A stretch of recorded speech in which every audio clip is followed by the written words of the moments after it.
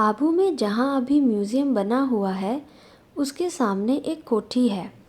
उसमें प्रदर्शनी लगाई गई थी। बाबा भी प्रदर्शनी देखने गए। देखने के बाद बाबा आंगन में आए और कहा कि ये जो होटल बना हुआ है, ये मकान हमें मिल जाए तो बाबा यहाँ बहुत बड़ा म्यूज़ियम बनाएंगे और इस म्यूज़ियम से बहुत बच्चों की सेवा होगी। बाबा के वह बोल भी साकार हो गए। सभी बड़ी बहनें तो प्रदर्शनी समझाने चली जाती थी। मैं बाद में जाती थी क्योंकि मुझे बाबा के संग में अच्छा लगता था और बाबा मेरी उंगली पकड़कर स्टोर रूम दिखाते तो कभी कुछ दिखाते थे। मैं सोचती थी कि मैं तो छोटी हूँ, बाबा मुझे ये सब क्यों दिखाते हैं। बाबा में जितने परखने की शक्ति थी उतने ही वे निर्माण चित्त थे।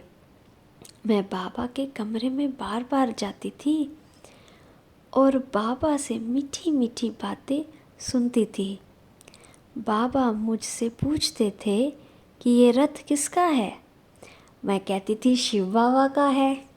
बाबा की प्रातः मुरली चलती तो हमेशा मुझे प्रकृति में शिव बाबा की लाइट दिखाई देती थी।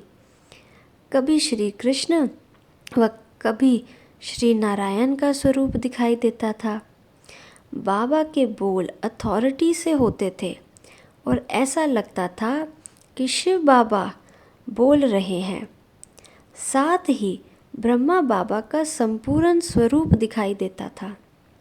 सचमुच मेरा बाबा सर्वगुण संपन्न 16 कला संपूर्ण फरिश्ता दिखाई देते थे। बाबा की ये आंतरिक स्थिति मैंने स्वयं अनुभव की थी और देखी थी।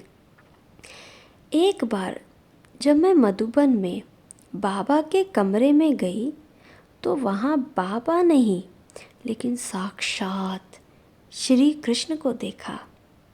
मैं बार बार आंखें मसलती रही कि श्री कृष्ण है या बाबा, लेकिन काफ़ी समय तक वह दृश्य सामने रहा और मैं अपने आप को भूल गई।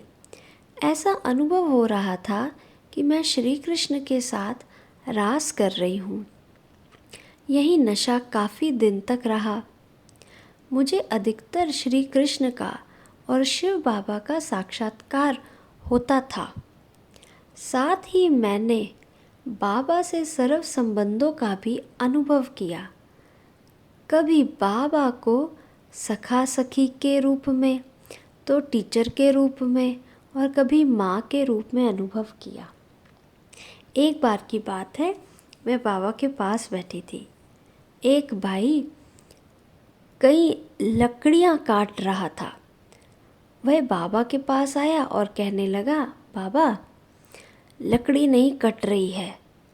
तो बाबा ने कहा, दोबारा काट करके देखो। थोड़े समय के बाद फिर वह भाई आया और बोला, बाबा लकड़ी कट नहीं रही है। ऐसे 3-4 बार आया और गया। अब बाबा उठकर उसके साथ चल दिए। मैं भी बाबा की उंगली पकड़कर साथ में चल दी। वहाँ जाकर बाबा बोले, अच्छा बच्चे, ये लकड़ी नहीं कटती है, लाओ कुल्हाड़ी, मैं 1 सेकंड में काट देता हूँ।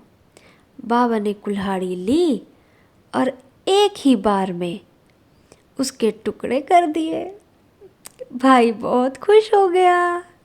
ऐसे थे मेरे शक्तिशाली बाबा जो हर कार्य सहज कर देते थे। बाबा कन्याओं को देखकर बहुत खुश होते थे और कन्याओं को रूहानी स्नेह दे शक्ति भर उन्हें ईश्वरीय सेवा में लगा देते थे। मेरे को अपने पर बहुत नाज है क्योंकि मुझे बाबा से इतना प्यार दुलार मिला जिसका शब्दों में वर्णन नहीं कर सकती। बाबा सदैव कहते थे, कन्याएं गरीब है, इन्हों के पास कुछ भी नहीं है, ना संपत्ति है ना ही अधिकार है। कन्याएं तो जैसे सन्यास बुद्धि होती है। बाबा कन्याओं को प्यार और पालना दे ऊपर उठाते थे। बाबा कहते थे, ये मेरी बच्ची शक्ति स्वरूप है, शेरनी शक्ति है, ये अनेकों का कल्याण करने वाली कल्याणी है। ऐसे वरदानी बोल से कन्याओं में बल भर देते थे।